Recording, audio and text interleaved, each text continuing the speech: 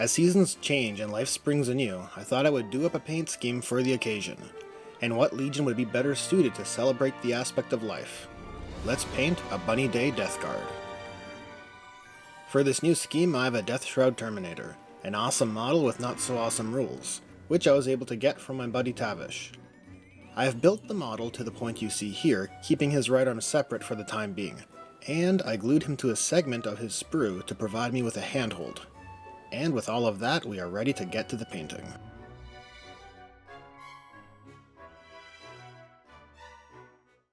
Step 1. Priming. The first step, as always, is to prime the model. I will be using Vallejo Surface Primer White through an airbrush. White pigments are generally chalkier, but using the airbrush for them makes that process far easier to build up an ideal, smooth coverage. And after a few coats, it's looking nice and smooth. As smooth as eggs. Step 2. Armor. The first area to start with will be that Easter blue of the armor. This will be the last airbrush step. I'll be using Stegadon Scale Green, and then mixing in Lothern Blue to build up the colors. Starting with Stegadon Scale Green, the goal here is to create the shadows and dark areas of the armor. To achieve this, I'll be firing the paint from an underneath direction to mimic the shadow placement caused by overhead lighting. Here are the completed dark shades. The top-facing areas have been left white because those areas will be covered as I work towards building up the brighter tones. After this, Lothern Blue will be mixed in to build up those brighter values. But at this stage, the armor was not getting as bright as I expected it would, so I decided to crank it up. The colors I ended up using were Baharroth Blue and Wraithbone, mixed in about a 1:1 ratio. These brighter tones are being fired in a downward direction, creating the brights of the Zenithal overhead lighting effect. Here's the end result.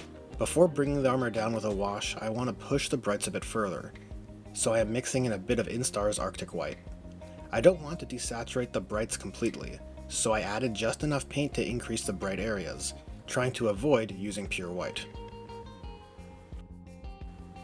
And here's the end result. As you can see, the color range is really close to the goal, in this case, a Cadbury Mini Egg. Next is a wash of Drakenhof Nightshade and Lamian Medium, in about a 1:1 ratio. It's diluted because I want to preserve the brightness of the highlights, but still add contrast to the recesses.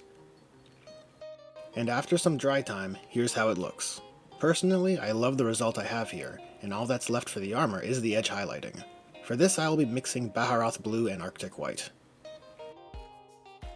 I totally understand that edge highlighting can be a grueling task. The good news is, I suspect as an alternative a light dry brush would be a great substitute for the scheme, as a subdued powdery finish might complement the aesthetic well. And after the edges of the armor panels have been hit, here's the model with the edge highlighting done. On to the next material. Step 3. Black components.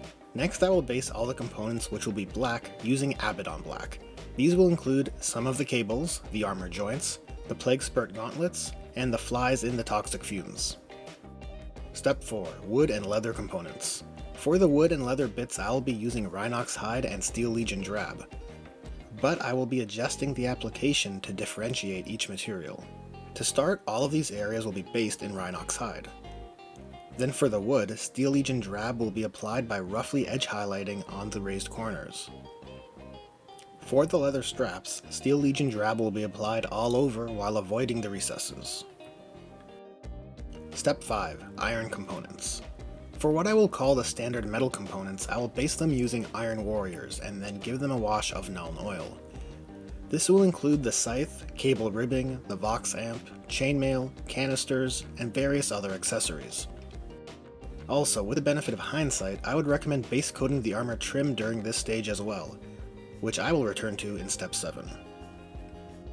Jumping ahead, here is the end result. All of these areas will then be washed using Nuln Oil. And finally, to round out the step, I will give a light dry brush to these parts with Iron Hand Steel. Step 6. Cloth components. The cloth components will be done using a contrast workflow. I am starting with a Wraithbone base coat, then a layer of Iyanden Yellow diluted evenly with contrast medium, and then a wash with Seraphim Sepia. First will be to base all the components with Wraithbone. To build up a cleaner finish, I use multiple thin coats rather than one thick coat. After that is done, the diluted Iyanden yellow is applied. This is diluted because I want that soft, Eastery color, and contrast paints on their own can be quite harsh. Skipping ahead, here's how it looks when dry. And to add in the lowlights, I will wash in Seraphim Sepia. And with the wash mostly dry, here's the end result. Step 7. Armor Trim. To build up the dark blue trim of the armor, I first need to apply the metallic base. This will be done using Iron Warriors and Stormhost Silver. And then, to hue the metal into that dark blue, I will be applying a mixture of Black Templar and Talassar Blue in about a 3:1 ratio. To start, all the blue trim areas will need to be hit with Iron Warriors.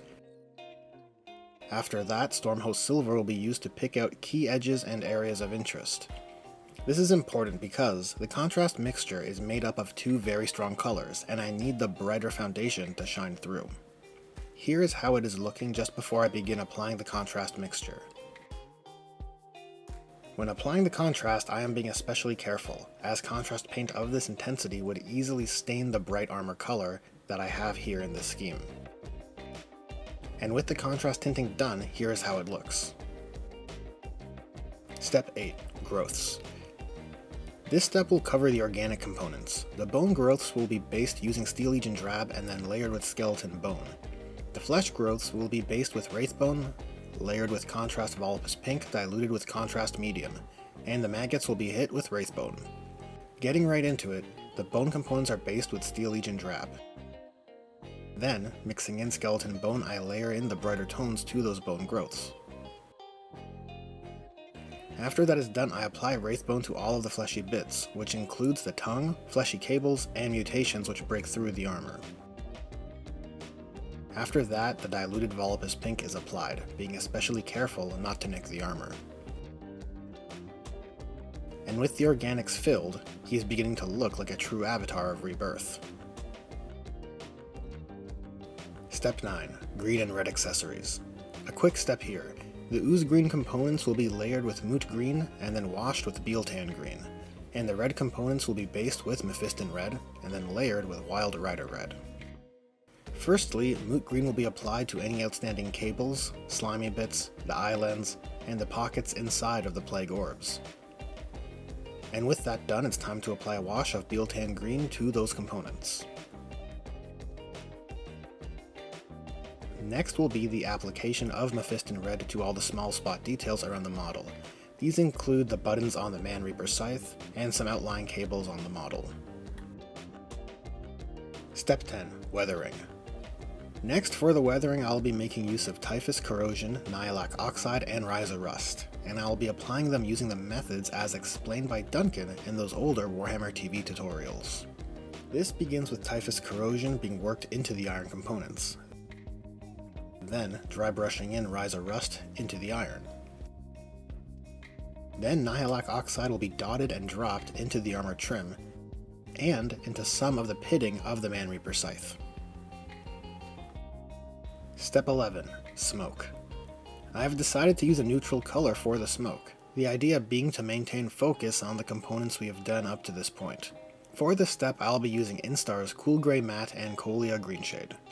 It's a pretty simple process. First, I apply Cool Grey Matte all over the smoky bits. I'll also include the fly wings in this process. Then I wash the whole smoke plume with Colia Greenshade. And once that is dry, as a final step, I'll dry brush Cool Grey Matte again back into the smoke plume, but keeping it focused towards the ends of the plume. And here he is. I added some Mephiston red to the fly eyes, but with that done, this guy is now ready for his base. And here is the completed Bunny Day Deathshroud Terminator. It just might be the happiest looking Death Guard scheme ever, and I would say it definitely delivers on that Easter Bunny Day vibe. Thanks for watching. This one was a real treat to paint, and more than my share of Cadbury mini eggs were consumed. If you enjoyed this video, found it useful, are a Death Guard fan, or a fan of mini eggs, hit that like button. And if you want to help this channel grow, don't forget to subscribe. Thanks again for watching, and I hope to see you guys in the next one.